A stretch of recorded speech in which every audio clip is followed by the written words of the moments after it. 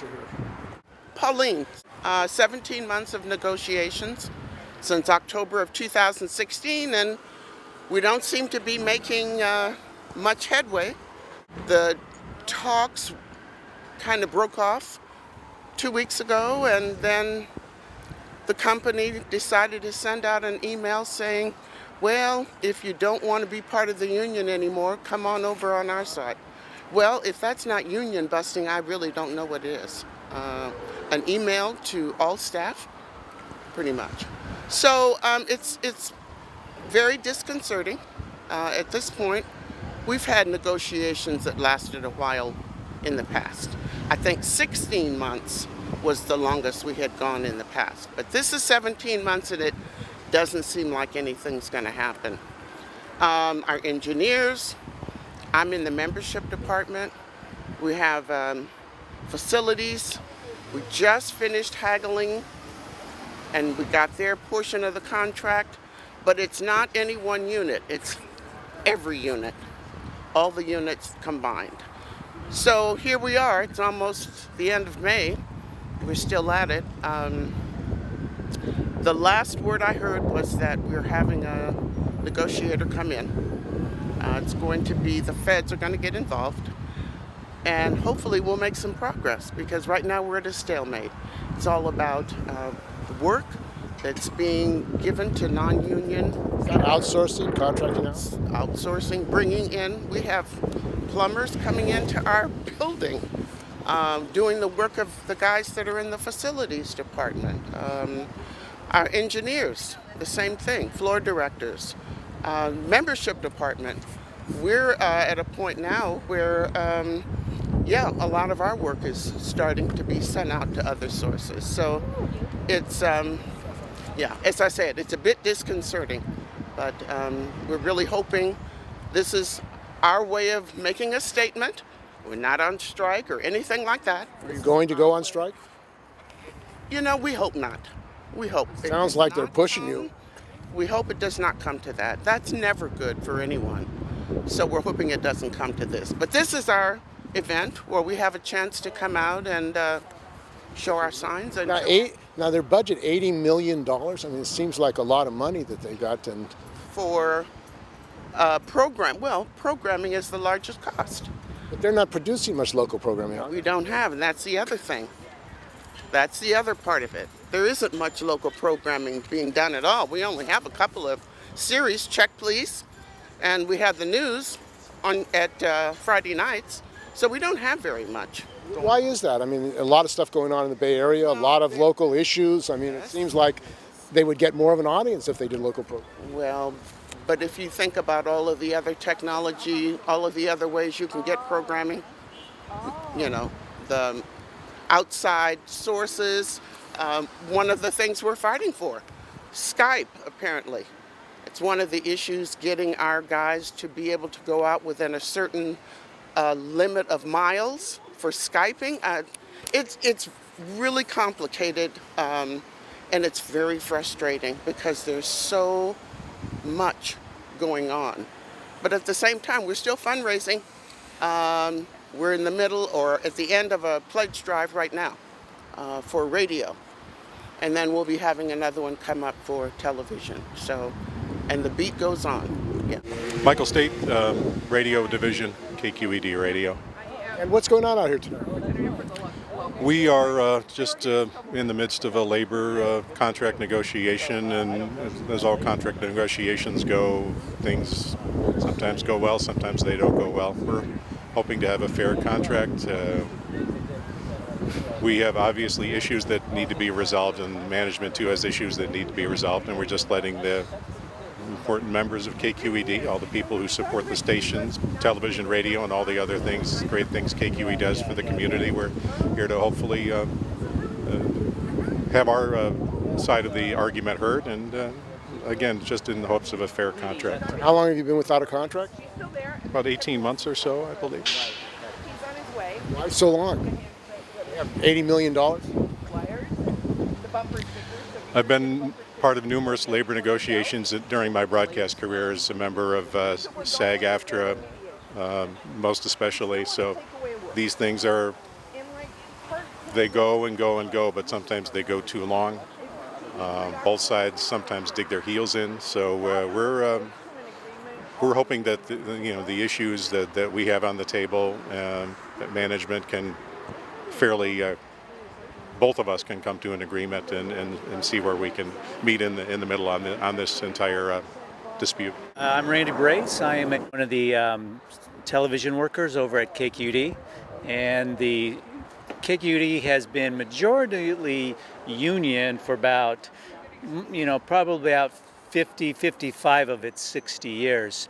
And over the past 5 years, they've grown this non-union labor force that does basically the same thing that the union workforce has always done, which is record video, audio, edit, produce content. And now KQED, the management, is saying that because it is distributed via a different platform, the internet, they think that it's not our job. They don't think it's within our abilities to do that work. And they are trying to get us out by attrition. They're growing the other workforce and they're squashing us. They're not threatening to lay us off, but they're trying to take our jurisdiction. And one of the things that they say in negotiations is if we give up our jurisdiction, they will give us more work.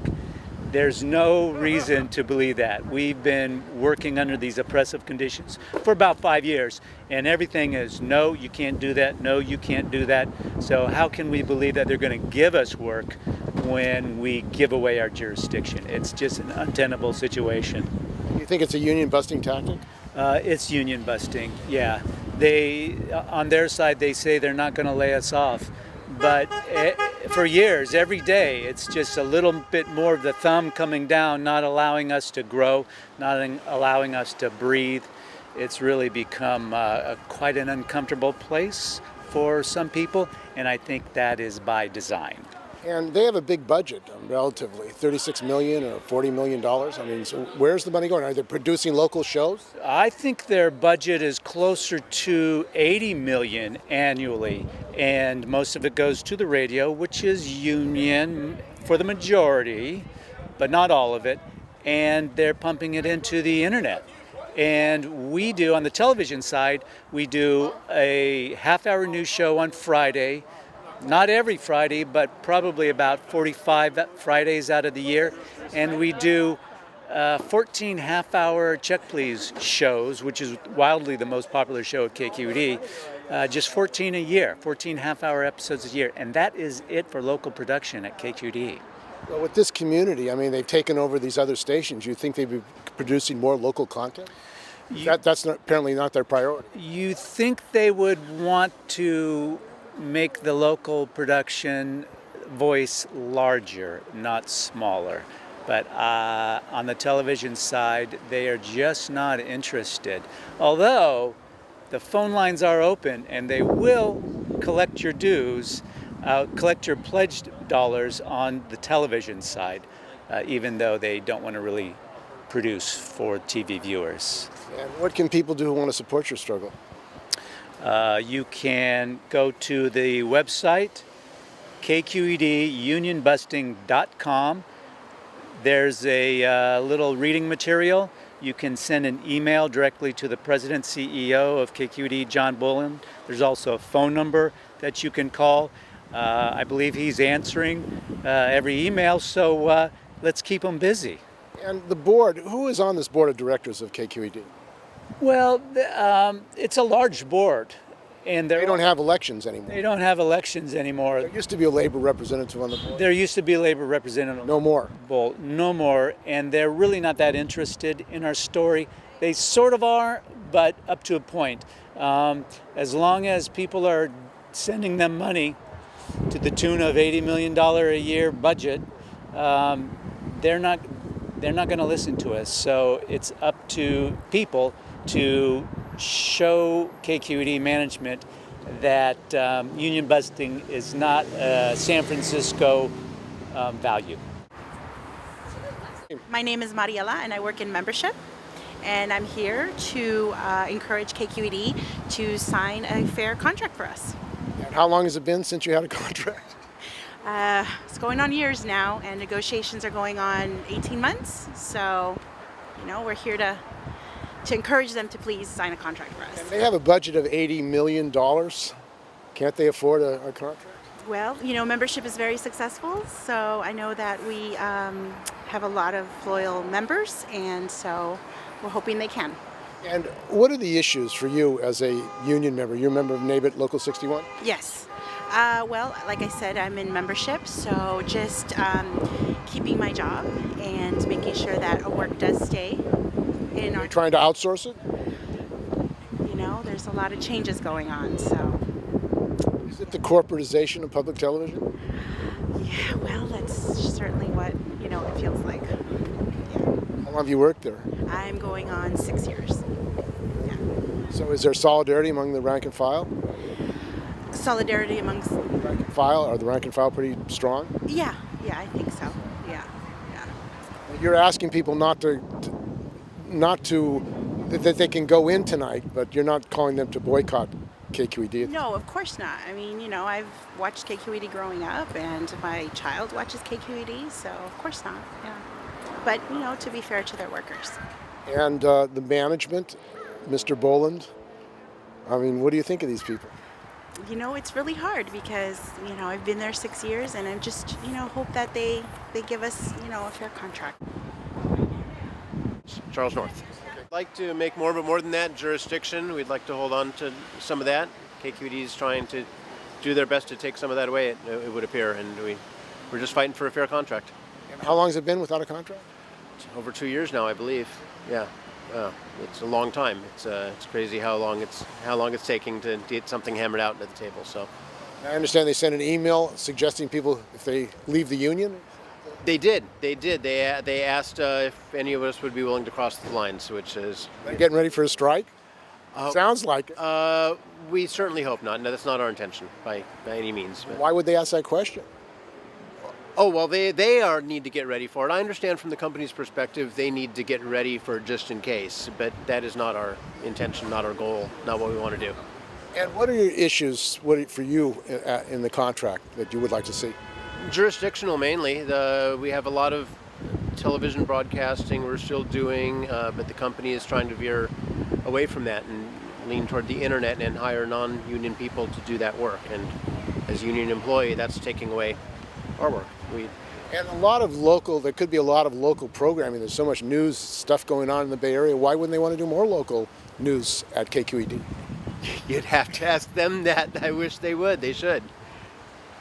Yeah. They want to do it, but without union people. Well, what they do want to do. They do want to do with union people. On the television side, they don't seem to want to do much at all. So, yeah. And how long have you worked at KQED? Off and on. I started freelancing there over 10 years ago. I've been full-time for about 2 years now, 2 or 3 years. So, yeah. So what can people do who want to support you?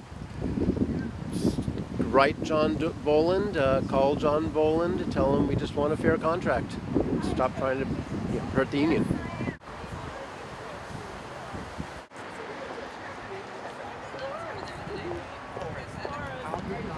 Yeah, I'm done.